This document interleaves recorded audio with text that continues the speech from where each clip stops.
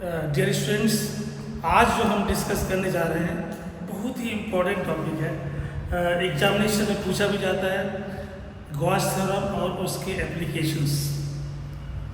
इसके ऊपर हमको डिस्कस करना है, तो इसके पहले हमें जानना पड़ेगा कि जब भी हम इसके बारे में सीखना चाहेंगे थोड़ा कुछ फैक्टर है जिसके बारे में हमें जानना पड़ेगा। एग्जाम्पल के लिए जब भी एरिया की बात करते हैं हम, कोई भी एरिया, बड़ा एरिया हम जानते हैं वो स्केलर क्वांटिटी होता है। लेकिन कुछ परिस्थिति में, कुछ कंडीशन में छोटे एरिया को हम वेक्टर क्वांटिटी भी सपोज करते हैं। जैसे कि गॉस थ्योरम पढ़ने के पहले इसको हमें समझना पड़ेगा। आइए देखते हैं एरिया वेक्टर क्या होता है। It is a small area of a surface enclosing a given volume can be represented as a vector.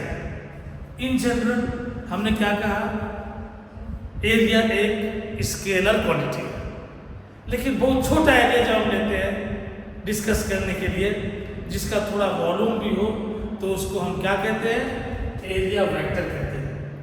इसको समझने के लिए देखिए, हमने यहाँ पर एरिया लिया एस, ds एक एरिया छोटा, इसका डायरेक्शन परपेंडिकुलर आउटवर्ड्स हुआ n cap.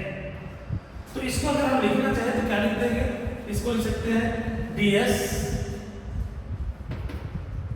Area vector, ds area vector ds into n cap, ऐसा लिख सकते हैं अगर जरूरत पड़ी तो। एरिया वेक्टर के अलावा इलेक्ट्रिक फ्लक्स का थोड़ा इसमें यूज होता है। आइए देखते हैं इलेक्ट्रिक फ्लक्स किसे कहते हैं। अगर हम कोई एरिया लेते हैं, total number of electric field lines passing normally through the surface. अब देखिए यहाँ पर एक एरिया ले लिया हमने, इससे जितनी भी नंबर ऑफ लाइंस नॉर्मली पास होती है, ऐसे नॉर्मल बना लिया हमने, बहुत सारे लाइन्स ऑफ फोर्सेस इससे निकल रहे हैं, तो इसको हम क्या बोलते हैं, टोटल नंबर ऑफ लाइन्स को बोलते हैं इलेक्ट्रिक फ्लक्स। इलेक्ट्रिक फ्लक्स बराबर कितना होता है, phi इक्वल टू ES, मतलब एक पूरा एरिया से और ये इलेक्ट्रिक फील्ड से मल्टीप्लाई कर देंगे, phi इक्वल टू कितना आ जाएगा, ES के बराबर हो जाएगा। आगे इसमें देखते हैं थोड़ा सा, और इसमें अगर देखें फ्लक्स के बारे में, तो ये एक स्केलर क्वांटिटी है। अभी इस पर डिस्कस करेंगे थोड़ा सा। इट इज स्केलर क्वांटिटी, थोड़ा सा और बात करते हैं तो समझ में आएगा कि कैसे स्केलर क्वांटिटी है। देखिए जैसे हम इसको लेते हैं, एक और एरिया हम सपोज कर लेते हैं, यहाँ पर ये हमने एक एरिया लिया, लाइन्स ऑफ फोर्सेस भी बना लेते हैं। इसमें देखिए ये लाइन्स ऑफ फोर्सेस इससे पास हो रही हैं, ये लाइन्स ऑफ फोर्सेस इससे पास हो रही हैं, ये लाइन्स ऑफ फोर्सेस हमने बताया इससे पास हो रही हैं। ये देखिए लाइन्स ऑफ फोर्सेस और बना सकते हैं इसे, ऐसे करके पास हो रही है। यहाँ पर जब हम छोटा एक एरिया लेते हैं, surface area, small surface area, तो क्या होगा इसमें, जब भी हम इसमें नॉर्मल ड्रॉ करेंगे तो ds होगा, ये तो E है, इलेक्ट्रिक फील्ड। अब electric field, uniform electric field के साथ ये एंगल कितना बनाया, थीटा, एंगल कितना बनाया, थीटा। उस टाइम पे इस छोटे सरफेस एरिया की वजह से कितना फ्लक्स आएगा, d phi इक्वल टू, इसका कंपोनेंट इधर लीजिए, E cos थीटा, कितना हो जाएगा, E cos थीटा ds के बराबर। ये स्मॉल सरफेस एरिया की वजह से, ऐसे बहुत सारे इसमें सरफेस एरिया होंगे, टोटल सरफेस एरिया कैसे, तो यहाँ पर कितना होगा, इसको हम क्या कर सकते हैं, d phi equal to E ds cos थीटा, ये ds cos थीटा। इसको हम ऐसा लिख सकते हैं, d phi equal to E dot ds भी लिख सकते हैं, E dot ds। Dot product अगर है वेक्टर का तो कौन सा क्वांटिटी होगा, स्केलर क्वांटिटी होगा। इसलिए फ्लक्स क्या होता है, ये इलेक्ट्रिक फ्लक्स जो है वो कैसा क्वांटिटी है, ये स्केलर क्वांटिटी है। कैसी क्वांटिटी है ये, ये एक स्केलर क्वांटिटी है, क्योंकि जो डॉट प्रोडक्ट आता है इसमें, तो ये एक स्केलर क्वांटिटी हो जाती है। अब आगे थोड़ा इसमें देखते हैं, इसका यूनिट, SI यूनिट भी आप समझ सकते हैं। SI यूनिट अगर इसको लेंगे तो क्या होगा बताइए, E है, इलेक्ट्रिक फील्ड है, तो F/Q हो गया, ये S एरिया है, तो क्या हो जाएगा, न्यूटन मीटर स्क्वायर पर कूलम। क्या है इसका, ये SI यूनिट क्या होगा, न्यूटन मीटर स्क्वायर पर कूलम, इसी से आएगा। E=F/Q होता है, फोर्स का न्यूटन, Q का कूलम, यहाँ पर metre square, newton metre square पर कूलम। आइए आगे देखते हैं इसमें। अगर मान लीजिए टोटल सरफेस की वजह से आपको टोटल फ्लक्स निकालना चाहें तो क्या आ जाएगा, आप यहाँ देखिए टोटल फ्लक्स अगर आप निकालना चाहें तो कितना हो जाएगा, ये कितना होगा, सरफेस इंटीग्रेशन। क्या लिखते हैं इसको, सरफेस इंटीग्रेशन, ऐसे लिखते हैं सरफेस इंटीग्रेशन। लीनियर इंटीग्रेशन होता है, सरफेस इंटीग्रेशन होता है, वॉल्यूम इंटीग्रेशन भी होता है। ये सरफेस इंटीग्रेशन में लिया, पूरे इस एरिया का हमने ले लिया, तो कितना हो जाएगा ये बताइए, ये हो जाएगा E/ds cos थीटा। तो ये अगर आप निकालें किसी भी इनक्लोज सरफेस का फ्लक्स, तो कितना हो जाएगा, surface integration EdS cos theta. एक चीज और यहाँ पर देख सकते हैं, देखिए SI यूनिट तो न्यूटन मीटर स्क्वायर पर कूलम हो गया।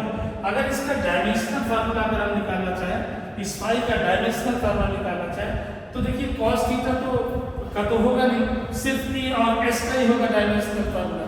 तो E और S का डायमेंशनल फार्मूला अगर आप निकालना चाहेंगे तो ये डायमेंशनल फार्मूला कितना होगा बताइए, यहाँ से अगर इसको निकालें तो ये कितने बराबर हो जाएगा बताइए, ES कितने बराबर होगा, ये होगा F/Q इंटू कितना S। F का कितना होगा, mft माइनस 2, S का metre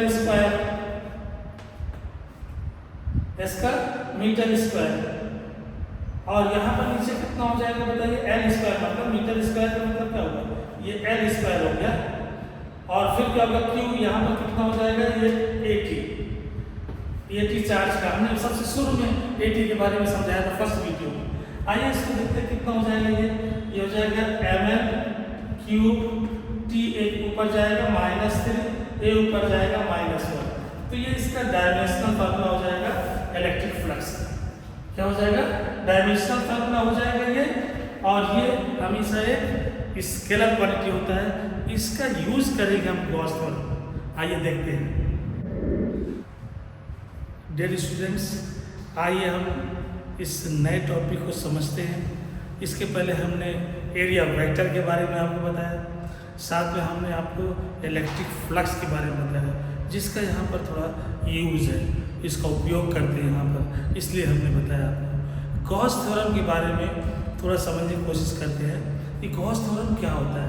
according to Gauss theorem, what is happening here, the total electric flux through any closed surface. Total electric flux क्या है, ये closed surface through any closed surface, ये पूरा closed surface है। S वाला क्या है, ये पूरा क्लोज्ड सरफेस है। Through any closed surface in free space anywhere in the space is equal to 1/epsilon 0 time the total electric charge Q which is inside, total electric charge plus Q which is enclosed by the surface, जो इस surface के अंदर है। मतलब हुआ total flux किसके बराबर होता है, total charge into 1/epsilon 0। Epsilon 0 हमने पहले कहा था, परमिटिविटी ऑफ फ्री स्पेस है, ये पहले पढ़ चुके हैं। आइए इसको प्रूव करते हैं, कैसे इसको सॉल्व करेंगे। तो पहले हमने ये डायग्राम बनाया, एस क्या है बताइए, ये एक सरफेस है। पहले ये लीजिए आप, पहले charge late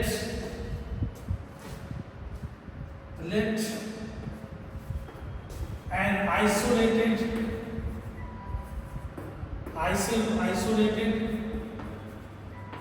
point charge plus Q and O। क्या किया हमने, O पर एक आइसोलेटेड अलग से एक चार्ज हमने लिया जो O पॉइंट पर है। इसके चारों तरफ क्या किया हमने, एक रेडियस लेकर के एक एरिया हमने बनाया, एक सरफेस बनाया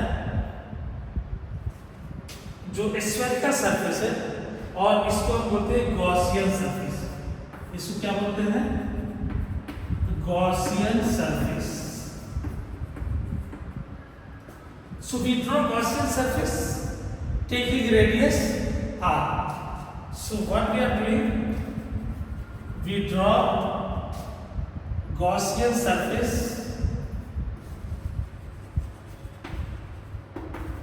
We draw Gaussian surface of radius r. एक गॉसियन सरफेस हमने ड्रॉ कर लिया, जो कि जैसे फुटबॉल की जैसी सरफेस समझिए इसको, क्योंकि स्पेस में है तो फिर फ्री स्पेस में है तो इसे फुटबॉल की तरह से हो जाएगा। और उसके सेंटर पे क्या है? ये आइसोलेटेड पॉइंट चार्ज है plus Q, isolated point charge plus Q इसके ऊपर लगा हुआ। ठीक है, आइए आगे बढ़ते हैं, इसमें निकालने की कोशिश करते हैं कि d5 की वजह से, मतलब इलेक्ट्रिक, पहले इंटेंसिटी ऑफ इलेक्ट्रिक फील्ड निकालिए।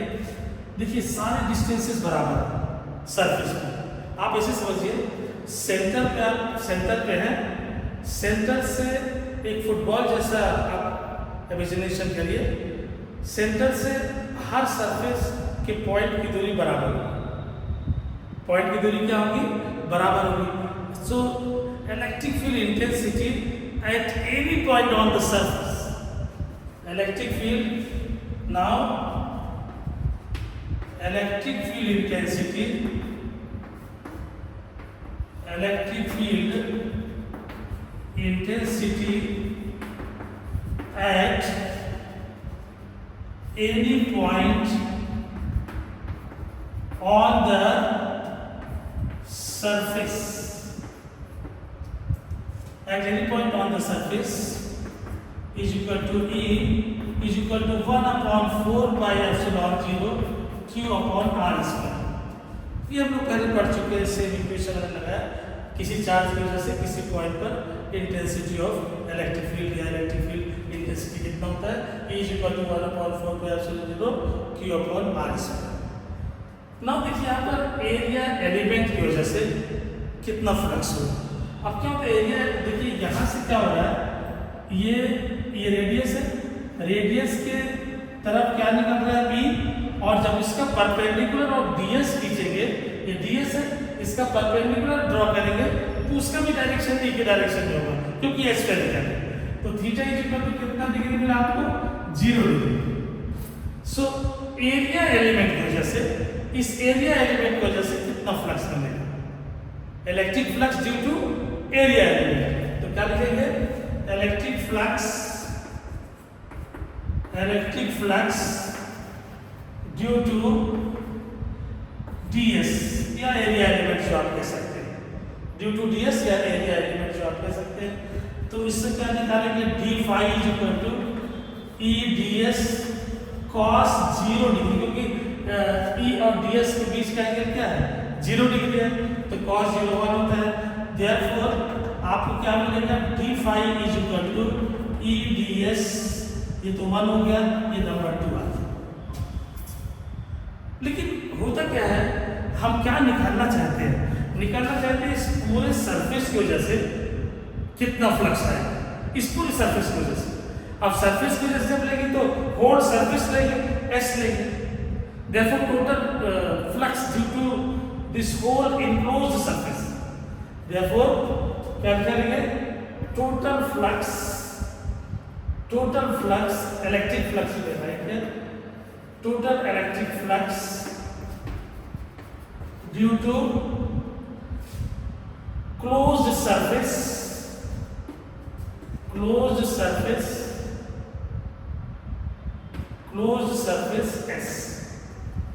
पूरा क्लोज सरफेस की वजह से आपका पूरा क्लोज सर्फ, पहले आपने छोटे से स्मॉल एरिया एलिमेंट की वजह से निकाला, फिर पूरे सरफेस की वजह से इसको निकालना है, तो टोटल फ्लक्स आ जाएगा। तो फाई इक्वल टू क्या होगा? कोई फिर सरफेस इंटीग्रेशन जो हमने आपको शुरू में बताया, ये कितना हो जाएगा? E ds, इस वाले को दोनों तरफ आप इंटीग्रेट कर देंगे, सरफेस इंटीग्रेशन आ जाएगा। अब ई की वैल्यू यहाँ पर रख दीजिए, ई की वैल्यू यहाँ पर रख दीजिए।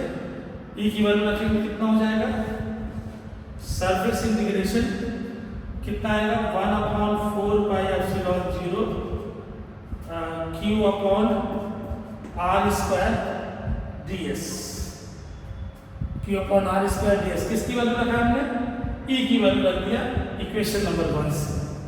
अब क्या करेंगे हमें देखिए, चूंकि चेंज क्या हो रहा है यहाँ देखिए, ds ऐसे बहुत सारे ds इसमें होगा, एक छोटा कम ds नहीं होगा, बहुत सारा ds होगा। उसको हम क्या करेंगे, जितना छोटा करते जाएंगे तो इन्फिनिट नंबर ऑफ आपको छोटे छोटे ds मिल जाएंगे, जिसकी वजह से हमने ये total electric flux due to closed surface निकाला, इंटीग्रेट किया है।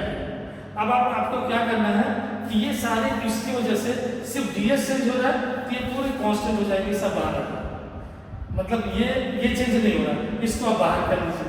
तो जब इसको आप बाहर करेंगे कितना हो जाएगा, ये आ जाएगा सरफेस इंटीग्रेशन, यहाँ बाहर कर लीजिए पहले कितना 1/4 pi epsilon 0 1/4 pi epsilon 0 q upon r square surface integration ds।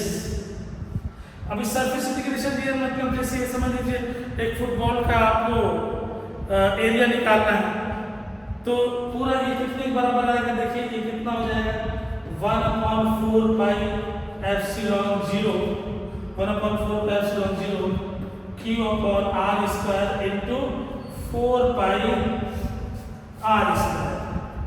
क्यों हुआ 4 पाई r स्क्वायर, सिंस ये स्फेरिकल है और ये पूरे इस स्फेरिकल एरिया का जो सरफेस एरिया होगा वो कितने बराबर होगा, 4 पाई r स्क्वायर के बराबर।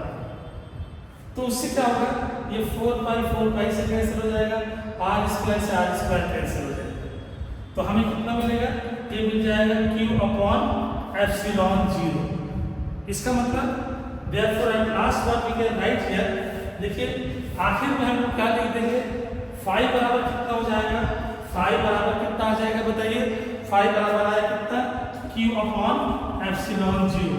इसी को गॉस थ्योरम कहते हैं।